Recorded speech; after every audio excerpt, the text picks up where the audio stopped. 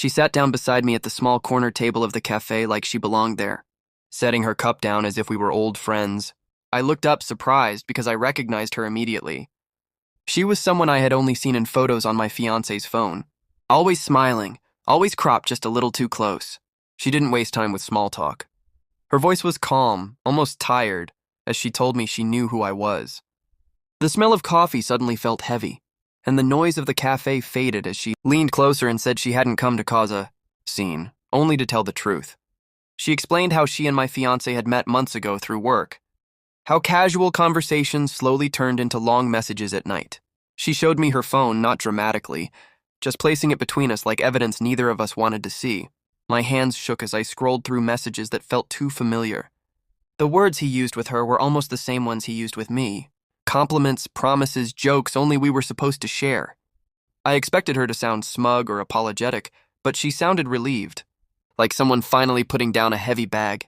She said she had recently learned about our engagement and couldn't live with herself, without telling me first. I asked her why she didn't tell him to confess instead. She smiled sadly and said she had, but he kept delaying, afraid of losing everything.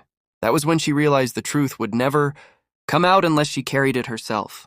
For a long moment, neither of us spoke. Then something unexpected happened. I thanked her.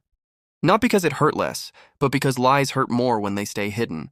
She suggested something bold then, something that made my heart race. She said we should confront him together, not with anger, but with facts. No shouting, no tears, just clarity.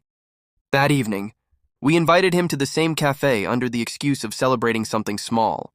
When he arrived and saw us sitting side by side, his smile froze instantly. She spoke first, calmly explaining everything she had already told me. I watched his face change as he realized there was no escape. No story he could twist to save himself.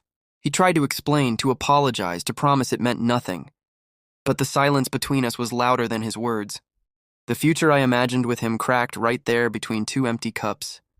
When he finally left, defeated and exposed, the cafe felt lighter.